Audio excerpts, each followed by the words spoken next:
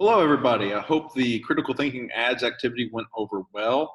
Today, we're going to move our observe, find patterns, draw conclusions activity to a piece of microfiction called Waiting by Peggy McNally. So the exact same thing we did with ads, where you just make some observations about what you see, find patterns within those observations, and drawing a conclusion, is the same thing you're going to do here.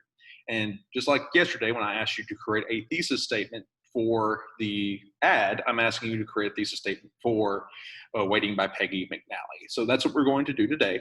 But before we do that, let me share my screen again. And I want to talk about annotations. Now, even though I don't expect you to do annotations this way for this short of a piece of literature that we're about to interact with, you can kind of do the same thing you did with the ads for this particular piece of fiction. But in the future, when we start to read longer and longer works, I would highly recommend you do annotations. And annotations are just simply taking notes as you read something. And anytime you're trying to learn something or interacting with something that you're trying to remember, is very important to annotate it and take notes, because that helps your brain kind of keep everything together.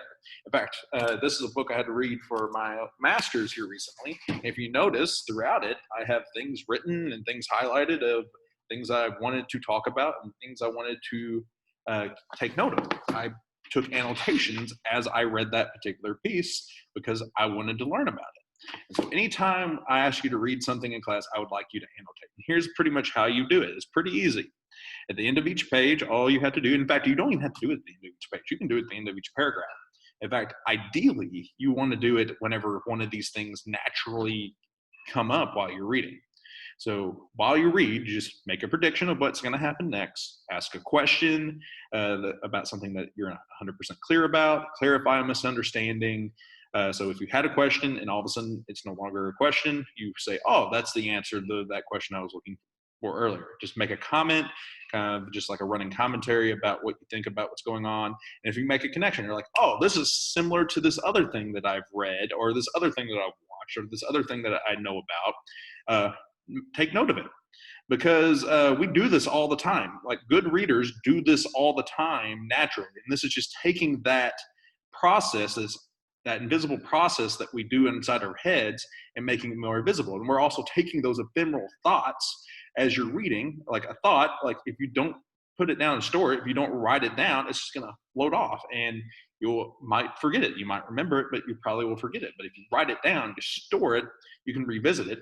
And through the act of actually just writing it, you're going to actually have a higher likelihood of remembering it.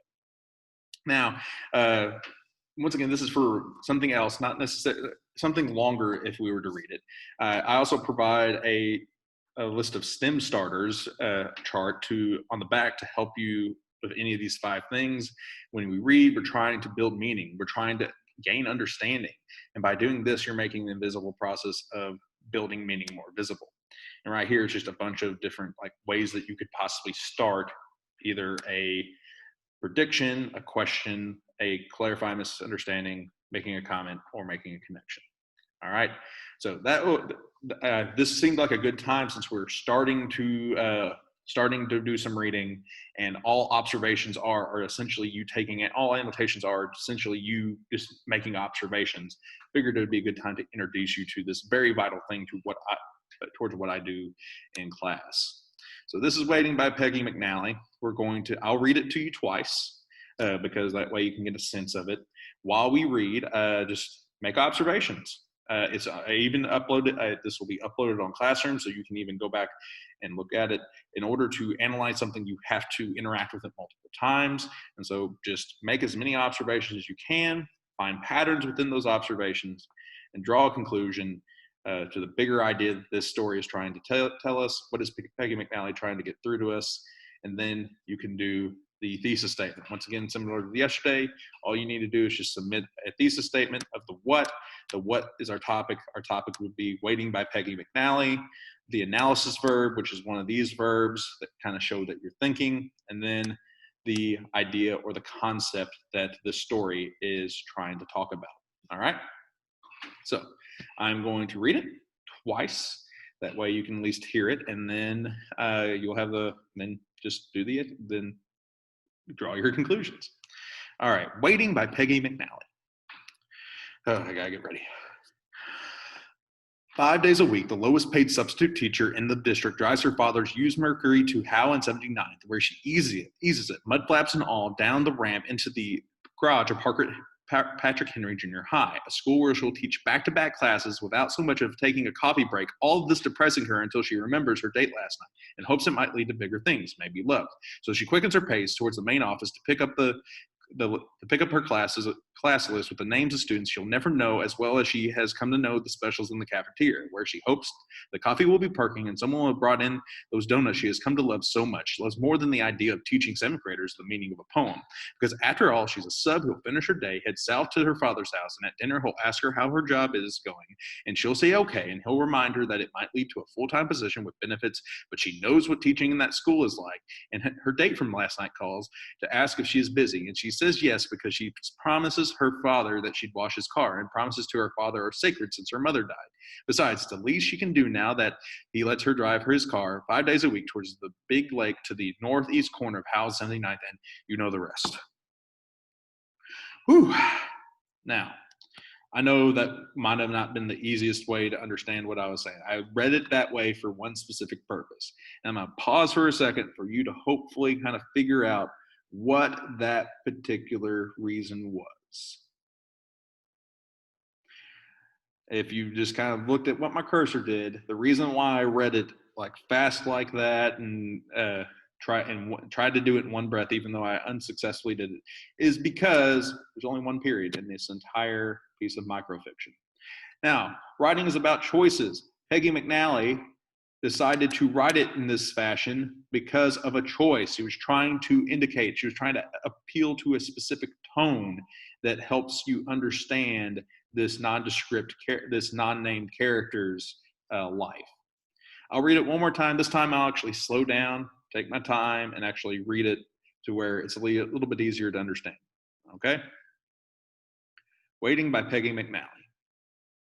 5 days a week, the lowest paid substitute teacher in the district drives her father's used Mercury to Howe and 79th, where she eases it, mud flaps and all, down the ramp into the garage of Patrick Henry Junior High, a school where she'll teach back-to-back classes without so much as a coffee break, and all of this depressing her until she remembers her date last night and hopes it might lead to bigger things, maybe love. So she quickens her pace towards the main office to pick up her class list with the names of students she'll never know, as well as she has come to know the specials in the cafeteria, where she hopes the coffee will be perking, and someone will have brought in those donuts she has come to love so much. Loves more than the idea of teaching seventh graders the meaning of a poem, because after all, she's a sub who will finish her day, head south to her father's house, and at dinner he'll ask her how her job is going, and she'll say okay, and he'll remind her that it might lead to a full-time position with benefits, but she knows what teaching in that school is like. And her date from last night calls to ask if she is busy, and she says yes, because she promised her father she'd wash his car, and promises to her father are sacred since her mother died. Besides, it's the least she can do now that he lets her drive his car 5 days a week towards the big lake to the northeast corner of Howe and 79th, and you know the rest.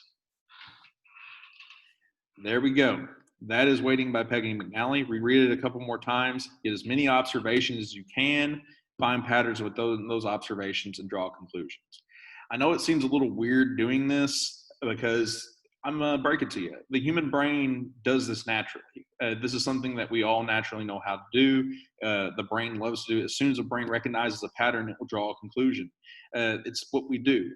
However, I will say as we get into more difficult material, so as everything gets more and more difficult, it would help to understand to break these things down into these simpler processes. So if you're encountering something that is hard to understand, hard to build meaning with, hard to read, just start off focusing on, all right, I'm gonna make some observations. I'm gonna take some annotations. I'm just gonna take notes on this and not really like super deep think just yet.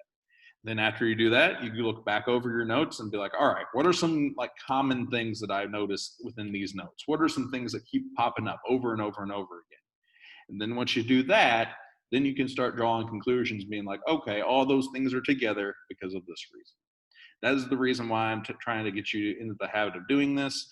It's easy right now, but it's a skill you do need to practice. It's a skill you do need to recognize. That way, once we do get to harder material, it'll be easier then too. All right.